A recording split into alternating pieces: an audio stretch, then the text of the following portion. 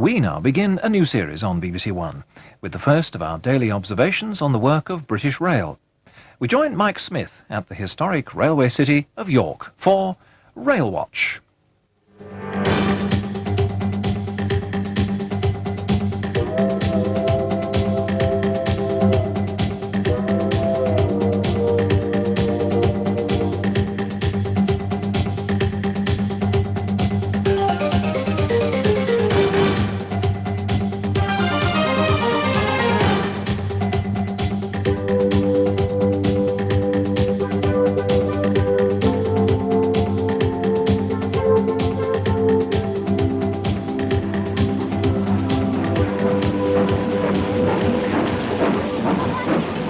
That was British Rail's own view of York Station in 1952, and this is the way we look at it on Railwatch live in 1989. Good afternoon to you. We're live at York Railway Station. York, very much a railway town, an important centre today, just as it was in the early days of railways, the home of a major railway works, the headquarters of one of BR's regions, and appropriately also the home of the National Railway Museum. And that's why we have chosen York as our base for Railwatch. It's a week-long vigil at the heart of British Rail's eastern region.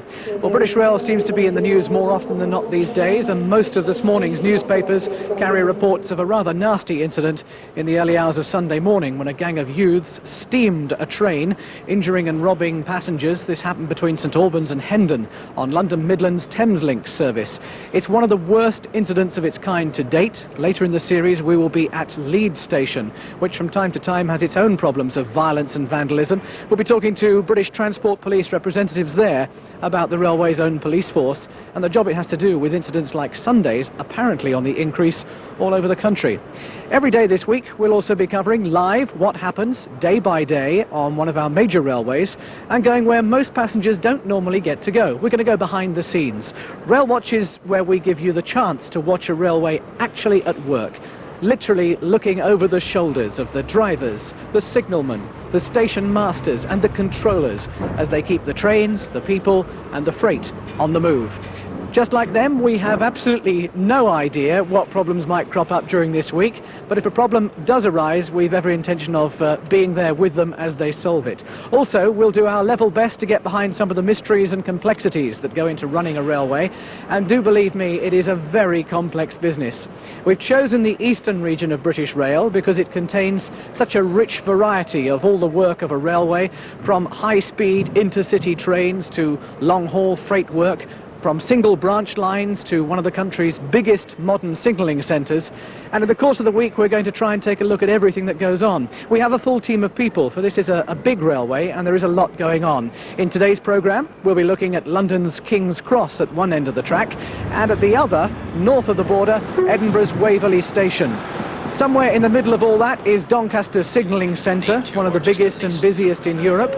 And here in York, quite literally mission control. It's actually called regional control, and it's the headquarters of the eastern region. Well, the southern end of eastern region is the London terminus of the East Coast Main Line. It's at King's Cross, and earlier this morning Railwatch in general and Penny Buston in particular took a very special train to Hart with help from Dr. John Prideaux, Director of Intercity. Well, could I just say how much we welcome the chance for viewers to join us and look over our shoulders at the complex job of running a railway, 24 hours a day, and for all our passengers, long-distance passengers, commuters, leisure passengers, business travellers, for freight customers and for parcels customers. And we do hope that by the end of this week, you'll share our enthusiasm for the future of the railway. It now gives me a lot of pleasure to name this locomotive BBC Television Railwatch.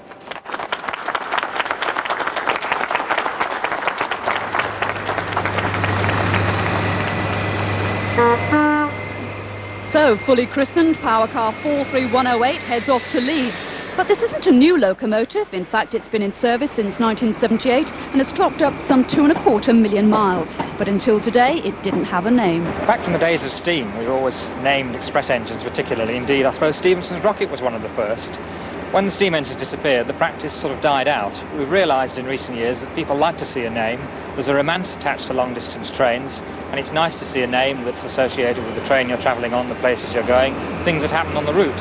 How more appropriate than BBC Railwatch?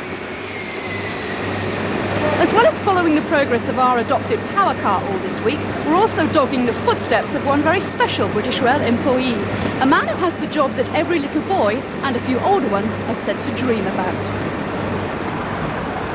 The start of another working day, and while many people pass through King's Cross on their way to work, for one man this is where the day really begins. John Swaby, our adopted train driver. On Wednesday he'll be celebrating 35 years working man and boy on Britain's railways. His first task is to clock in and check his rosters for the day. The drivers all have to pick up weekly operating notices giving precise details of track repairs, which could mean delays on their routes. Once satisfied he's abreast of the latest information, John heads off for the first trip of the day. He started work when steam trains were a common sight at King's Cross, but today he's taking one of the latest intercity 125s to Leeds. Were you a little boy who always wanted to be a train driver? Yes, I think I actually stayed on at school for 6 months because I couldn't get onto the footplate. And then 6 months after my 15th birthday, I managed to get on. So this is a fairy tale come true? Oh, yes. Could you ever imagine doing anything else?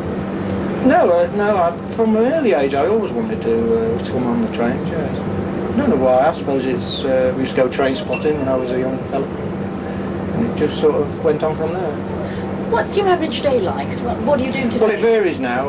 Today we're going to take the train to Leeds and then have a break and then we come back. Tomorrow we go to York and then it doesn't happen like that every week. Sometimes we just go from King's Cross to the depot with the night trains for cleaning, and then after they've been cleaned, fetch them back in for the morning service. So we get a variation of the jobs. You know. But how many journeys would you expect to do in an average day? Well, you only go Leeds and back once, or York and back once, and some of the older drivers go Newcastle and back. You only do that once because you haven't got enough time to get back there. So. You say some of the older drivers, don't you go to Newcastle? No. I've been on the job 35 years, but not old enough yet. Got to be a lot longer. They're about been on the job about 38 years before they get in there. Really? Really, yes. Why? Is it difficult up that way? No, seniority. It's based on you progress through the links on whatever your seniority is. So you're still a boy? Still a boy, yeah. So they say. They will after this anyhow.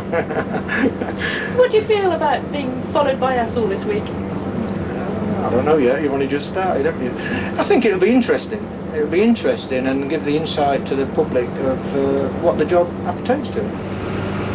John Swaby we're staying with for the week. Just beside me at the moment to give you an idea of what goes on here at York. Just leaving now. That is actually the 8 o'clock service from Inverness to London, which left Inverness at 8 o'clock this morning. It was due here 27 minutes ago. It's running 27 minutes late. They've had a few problems north of here this morning. And there it goes at 13:54 off towards King's Cross. The scale of the organisation that our driver John Swaby works for is mind-boggling. Here in our studio is Rob Curling to explain further. British Rail is run by the British Railways Board that was set up to manage all aspects of the running of Britain's railways. To make it manageable on a day-to-day basis, most aspects of railway management have to be broken down into workable-sized chunks. The business sectors are the people who actually sell us the particular service we might be using. British Rail refers to us all now as customers, which is at least a business-like way of looking at the problem, shows they've got the priorities the right way round. And the money which we pay goes to whichever business sector we happen to be using. The business sectors then pay the operations end of British Rail to run their trains on the railway. Intercity is a business sector which sells and runs high-speed passenger services. Other business sectors are Network South East and Provincial, also dealing with passengers, the last two being freight and parcels. This whole idea of having business sectors is relatively new in railway terms, less than 10 years old.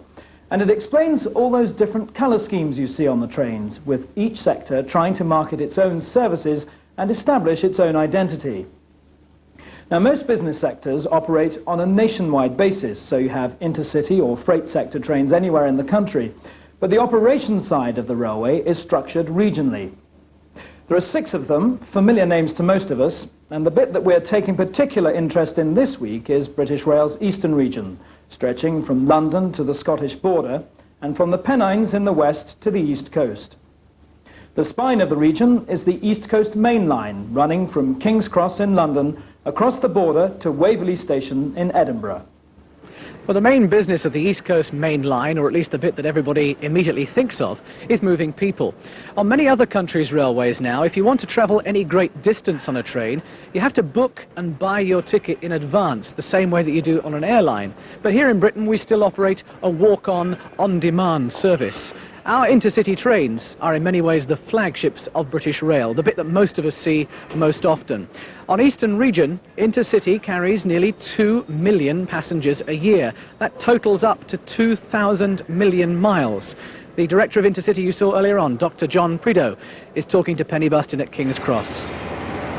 Dr. Prideaux, can you start by explaining for me what is intercity and who are your customers? Well, intercity is the main line network in this country, so we're running most of the long-distance trains.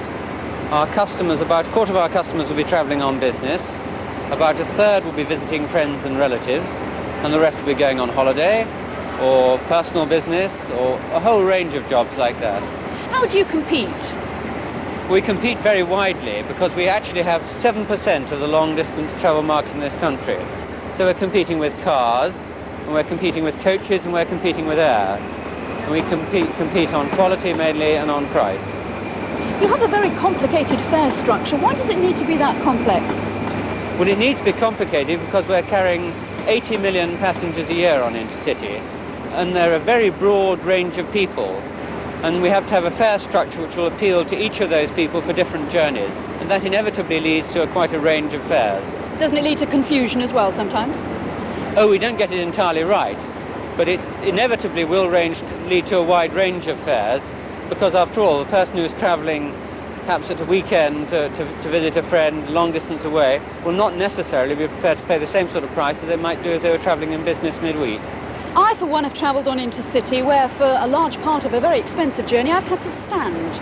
Other people have horror stories like that to tell as well. Why is it that often there are spaces in first class yet I'm stood standing in the second class area? Well, they do occasionally happen, and of course we have one of our investments in quality has been an investment in people, the senior conductors who I'm sure you'll be meeting this week, and they have quite a lot of ability to actually move people around. But in general, about 1% of our passengers will be standing. We do operate a service where people can walk on. You're not forced to pre-book.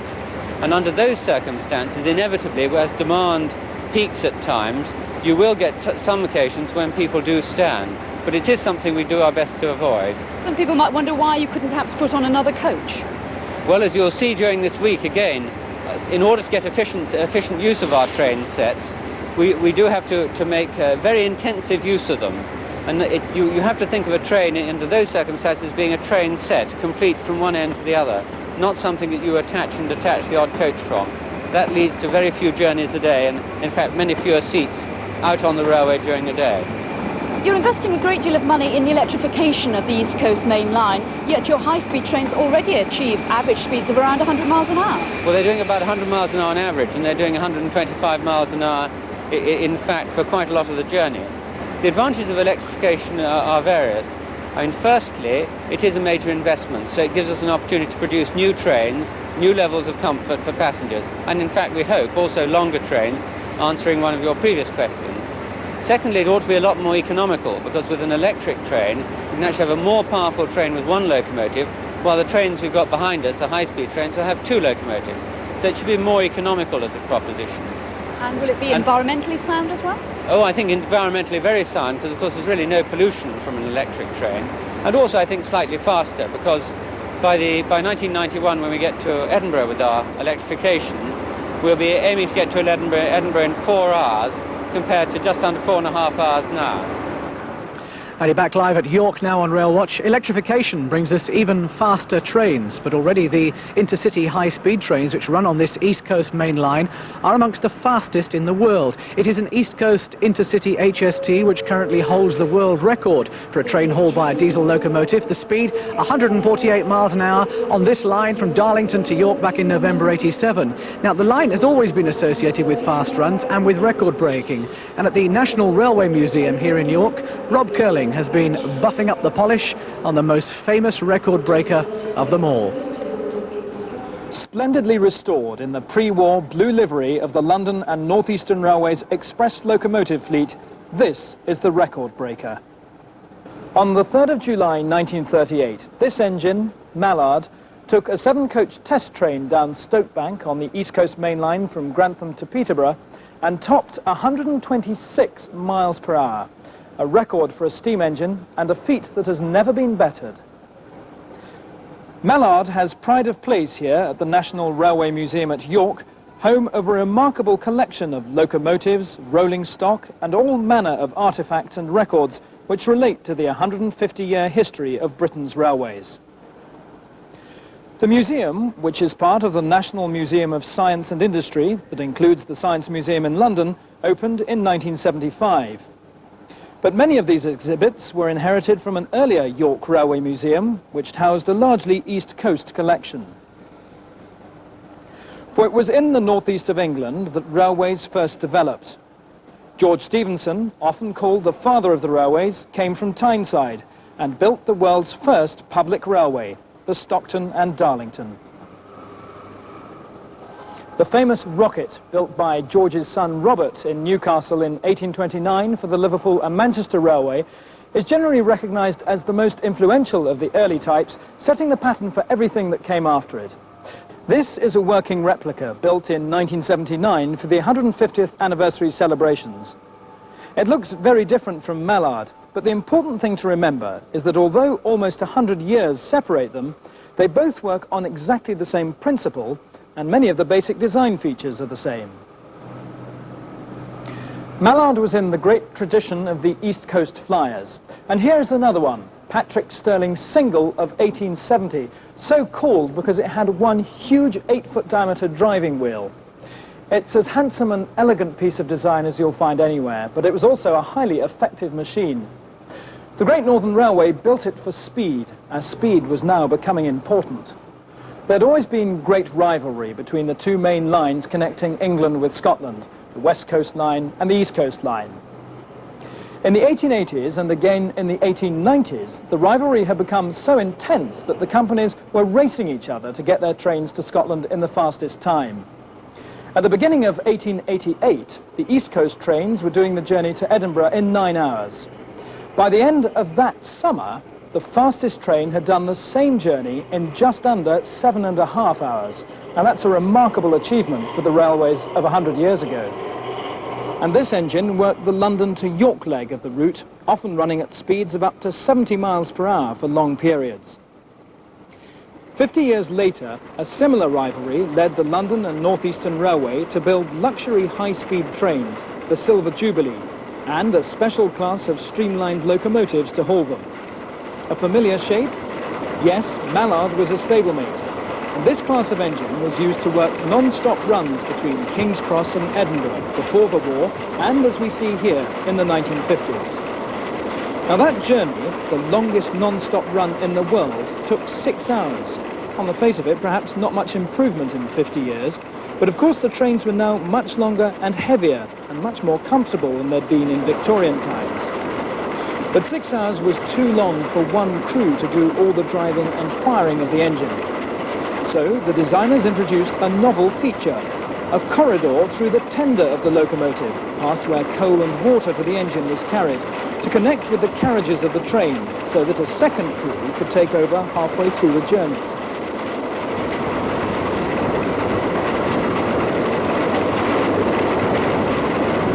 Well, railway engines, no matter how fast or how beautiful they are only one element in running a railway. Just coming in beside me live here at York now. This is On Time. It's a high-speed train set off from Newcastle and is due in at King's Cross in London at just 6 minutes to 4 this afternoon.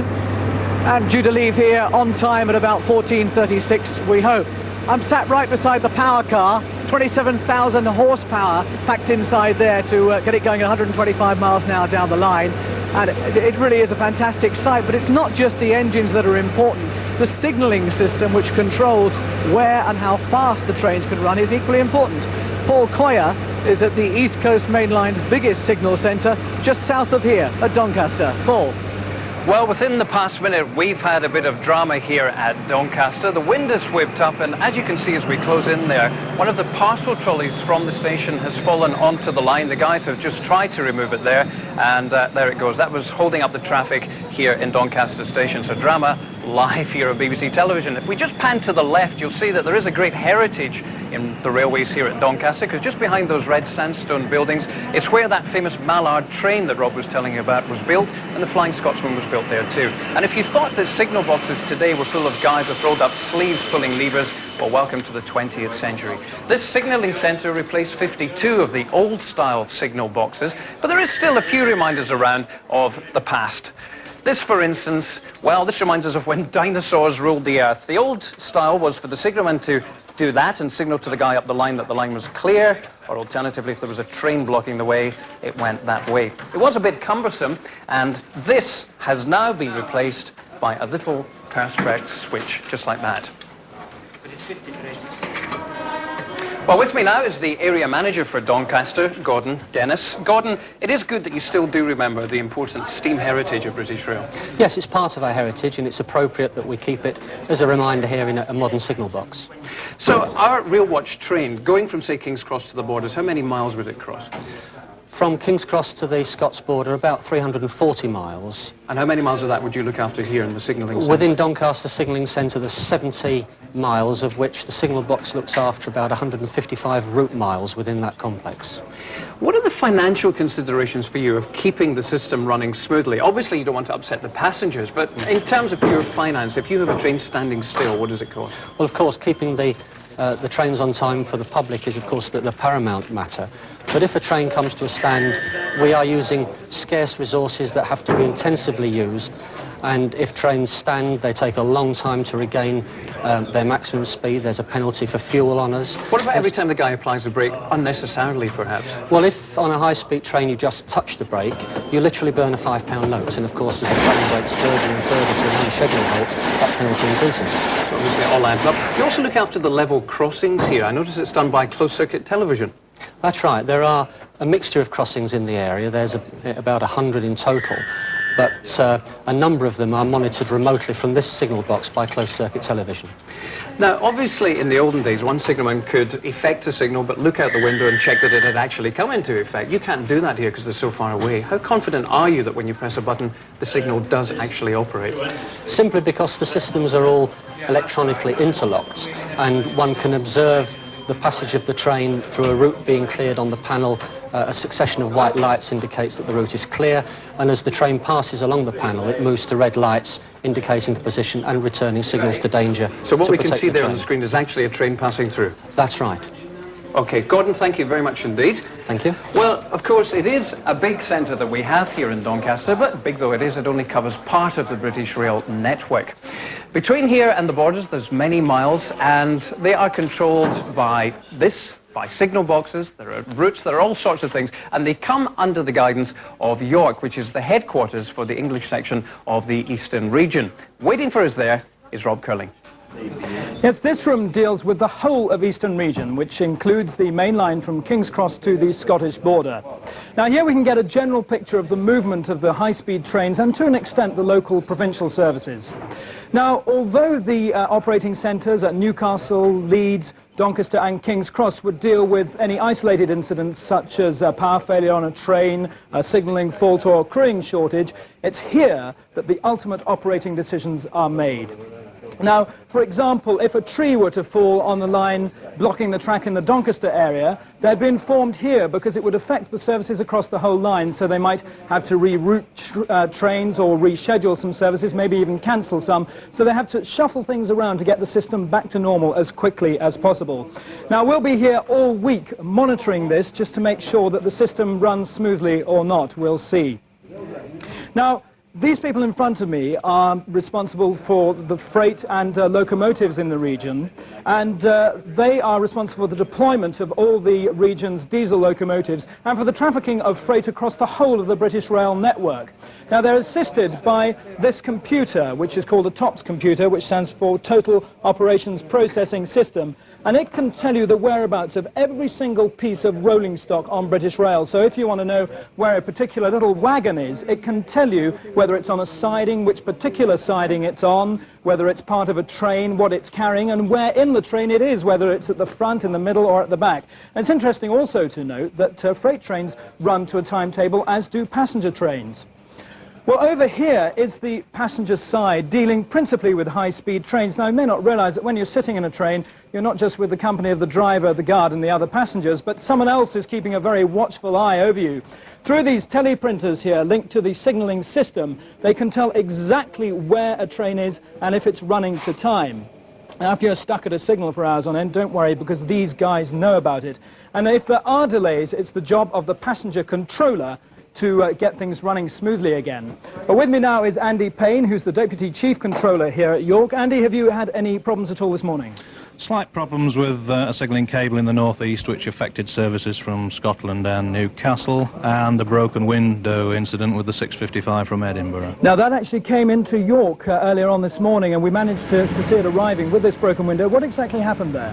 Well, they stopped in the Tollerton area to report via a signal post telephone that somewhere in the North Allerton patch they'd sustained this incident, and with that information we were able to arrange to platform it in a suitable place at York, right. Get the fitting staff alerted, the station staff, and fit a replacement and emergency that's a temporary window that they've just fitted? That's right. And that would have delayed it by a few minutes, presumably? Yes, in fact they did it with a 5-minute delay at York Station. A very good performance. All right, Andy, not bad at all. Thank you very much indeed. Well, from this relatively high-tech area with all the computers, we move over here where we past this telephone communications unit, which is actually what they are using currently. I know it looks a bit out of date, but they are modernising the system here. That will probably find its home in a museum fairly shortly. But we go surprisingly low-tech here, because the HST controller, although working with computers, uses a card index system because it's actually much easier to get an at-a-glance idea of what's going on. All these rows represent various trains. So if you look here, you can see this train has a power car at the north end, a power car at the south end, and these are all the coaches in the middle. Now, every single piece of rolling stock on British Rail has its own unique identity. You may have seen the numbers written on the sides of coaches. Well, that's what these refer to. Now, this particular train, we can look, is in fact would have been the 8 o'clock from Inverness to King's Cross, which we saw pulling out of York just a few minutes ago. It would then do the 5 o'clock service from King's Cross to Glasgow, and finally the 11 o'clock service tonight from Glasgow to Edinburgh. It will cover a total of 1,073 miles today, that train. Now, there are 40 of these train sets, as they're called, operating, so they'll cover something like, between them, 40,000 miles in a day, which is quite something. That means that in a week, you could get to the moon with British Rail, which is quite something. Now, the HST maintenance controller can give instant advice to a driver who may have technical problem via a telephone. The telephone isn't in the cab as yet, but he can use a trackside phone. And he also directs a unit of travelling engineers who can get on a train and actually are capable of repairing it while it's on the move. And he has details of any problems that a train may have. For instance, he will have got details of the broken window that we knew about, and he has now phoned ahead. He's found out with this system where that coach will end up at the end of its working day, and knows to inform the depot that they have to replace that window tonight. And there may be other problems, like a problem with the engine, or something as simple and as unlikely as a bit of chip formica on the table in the coach, which maybe wouldn't warrant pulling the train out of service. But if your train was cancelled this morning, anywhere on Eastern Region, then these are the men who had to make that decision. Mike. Rob Curling, who is available for after-dinner speaking. So much for what happens behind the scenes in the bits of the railway that you, the passenger, never get to see. But even at the bits that you do see, the stations, there is a lot that goes on that we probably never even notice, because we just arrive at the station, we get off the train, and we just walk away. Malcolm The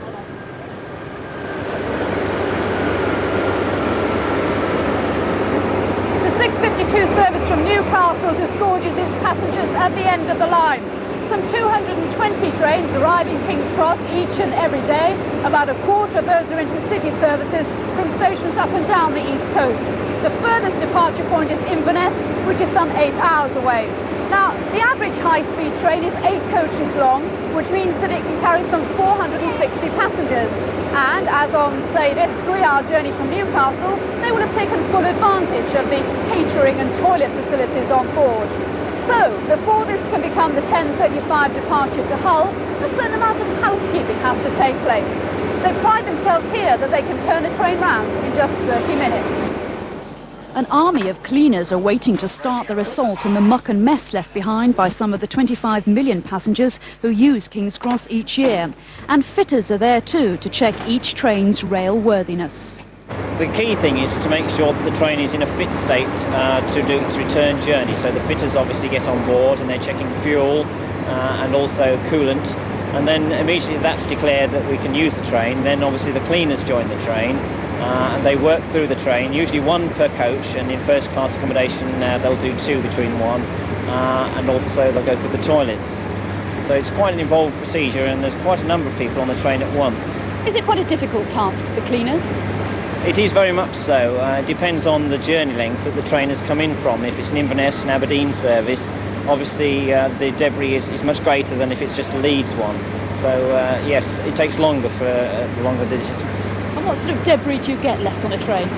Well, there's quite a mountain of rubbish nowadays. It's a revolution in plastic cups and trays. When you buy a cup of tea, you're getting the cup and the saucer and the milk, etc. So it's quite a lot of items. And also there's a fair amount of personal luggage that is left. Wallets, briefcases, and there's a whole mountain of umbrellas quite often. You can tell this is Britain then if it's umbrellas. Very much so, yes. So when everything has been done, is it your job then to check the train? No, I have senior supervisors who go around looking for quality and inspect each train to make sure that it is at this level that we require and we're expecting. But I do like to make an occasional check myself to make sure that we are maintaining that quality. And do all your staff have bowler hats? No, it's just the assistant station manager that actually wears this on a duty basis. Very smart it looks too. Thank you very much. So Joe, what's on the menu for lunch today? Rack of lamb, sole and turkey and ham pie. And have you prepared all that in here? The only thing that comes prepared is the pie. Everything else we prepare as we go along. It must be rather cramped working in here. No, well it is, but it's not too bad. You get used to it after a while. So how long have you been doing this? I've been back on British Rail nearly 2 years. You must enjoy it then. What's the favourite dish? English. Steak kidney pie, things like that. Pork chops, good grills. English food is still the most popular food on the train. Do you ever have any complaints? Oh, yeah. Irate passengers, always. Same as any restaurant.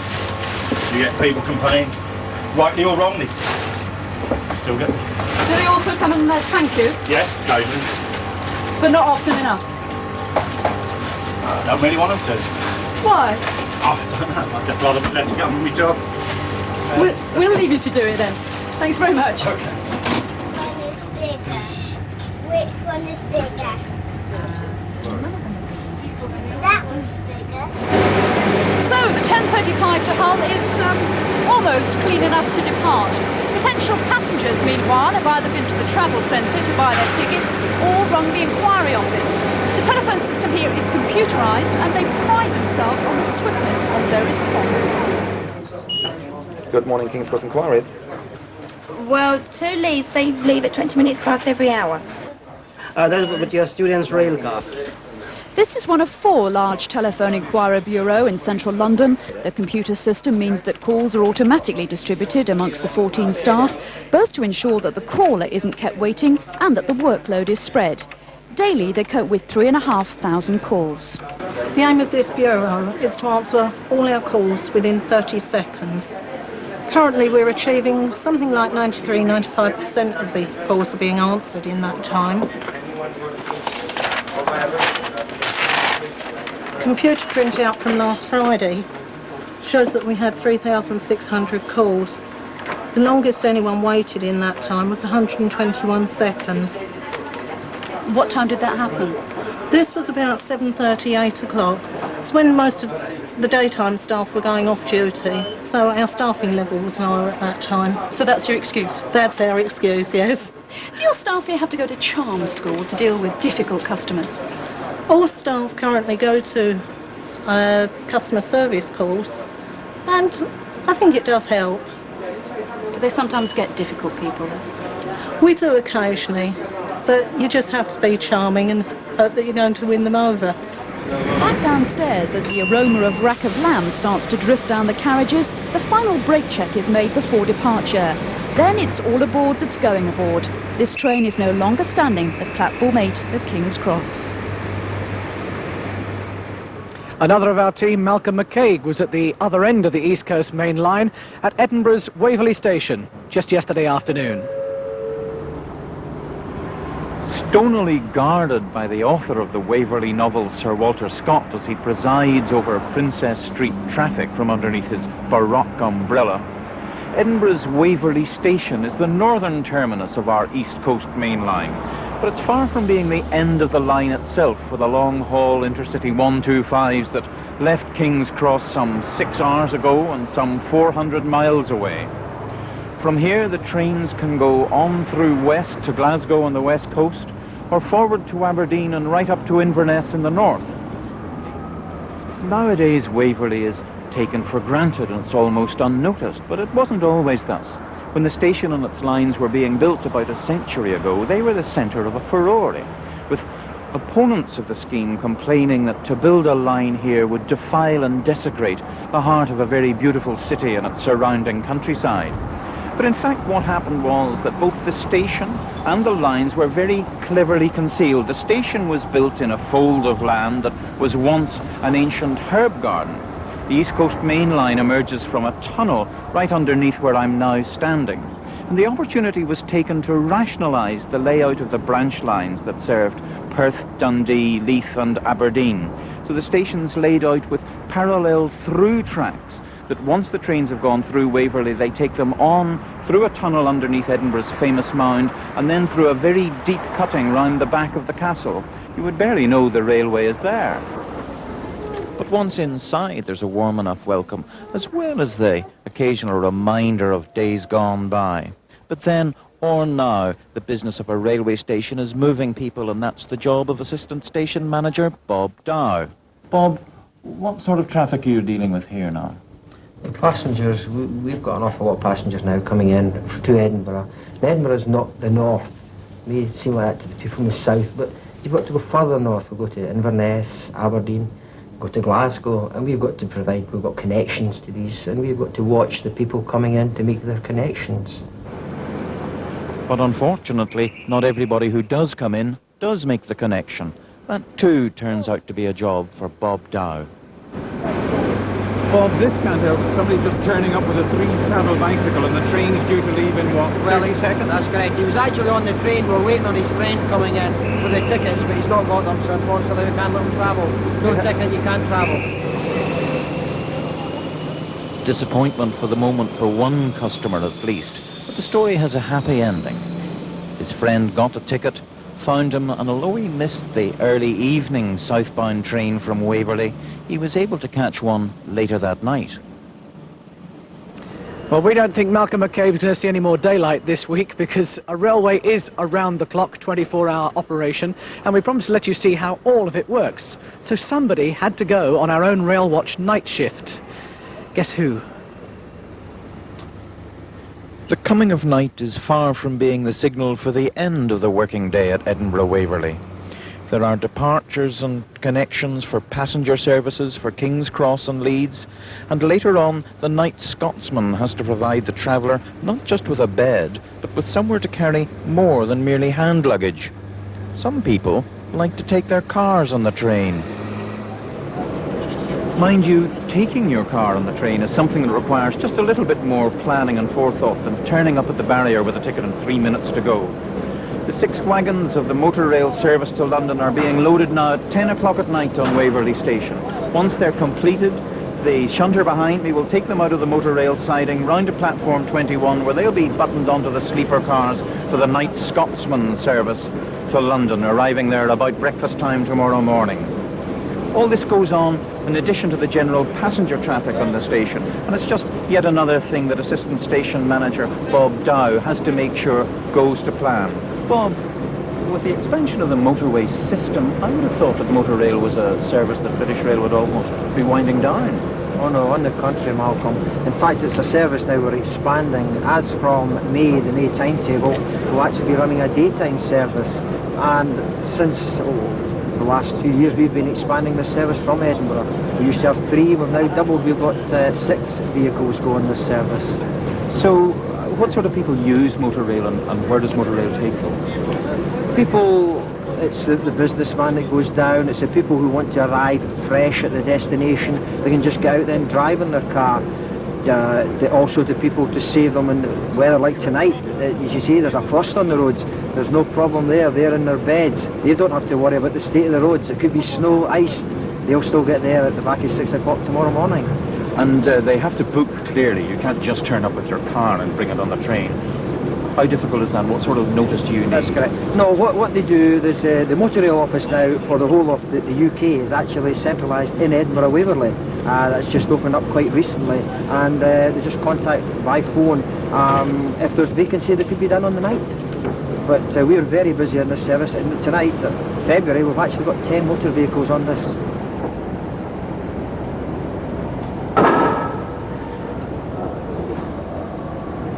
It's a fairly leisurely way to travel from Edinburgh to London. Sleeping cars anyway don't do more than 100 miles an hour. And this one will arrive tomorrow about 6:30 in Euston, not in King's Cross, because with the East Coast Main Line being electrified, just temporarily, all the sleeping car services now run down the West Coast. For some reason, they always seem to want to stop just outside the station and start again. My own theory is it's so that you're jolted awake just in time to get up and come back to the lounge and have breakfast. Sadly, the famous British Rail breakfast is now a thing of the past. We're into airline catering, even on the sleepers. So you get 2 chipolatas and an omelette and some tomatoes and some fried bread, all in a little plastic dish, heated in the microwave. Of course, with nearly all intercity lines now welded rail instead of jointed track, you no longer get that lovely clickety-clack, so beloved of the railway poets to lull you to sleep. But all's not entirely lost. With the first-class lounge car in the middle of the train, you can come and have a wee nightcap, or 3 if you have any trouble sleeping. On this train, there's 1 attendant for every 2 sleeping cars. Clement or Teffia, how many passengers are you looking after tonight as a sleeping car attendant? 43. 43? Yeah. So you're doing 2 cars on the second class end of the train? That's right, yeah. And what do you have to do when people get on? What's the job? I go to them and show them their way to their bed and then ask them for their ticket. After that, I ask them if they want any refreshment, tea, coffee, or if they prefer to go to the lounge car, they are free to do so. And there is a shift steward there to look after them. But with all the passengers on board ready for the night Scotsman's departure, elsewhere on the station a problem has cropped up that will keep Bob Dow out of his bed a little bit longer. That's fine, George. What I'll do is I'll actually go across to the office and I'll speak to you from the office then. Oh dear, right. Okay, George, thank you. Bye. Right, I've got to go across to the office now. We see these passengers and try and arrange a service. Right, well, we'll come with you. Apparently given wrong information further south, 4 passengers have missed a vital connection. What I'll do is, I'll see what we can do. I'll speak to our control office and we'll try and arrange a service for you. I'm afraid it'll be a bit later, but it's a wee bit long, a shortcut. But it's going out Carstairs and back into the Perth that way. If I can give you a complaints form to send. Actually, very annoying. Yeah. I mind having to complaints form because, as I say, it hasn't been our fault in the case. My apologies, I'm sorry about that.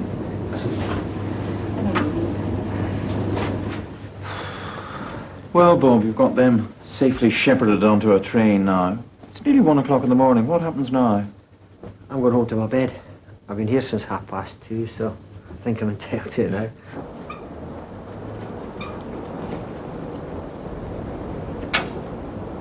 And that's it, the end of the night shift on Waverley Station. The gates swing shut, but not for long. At 4 o'clock this morning, it all started, all over again.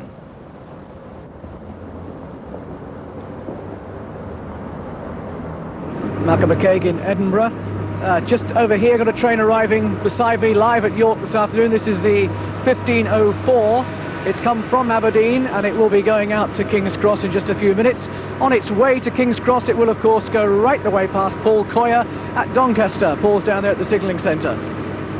Well, tomorrow here in Doncaster, we'll be charting the progress of the Railwatch train as it goes from King's Cross up the Eastern Line over various level crossings.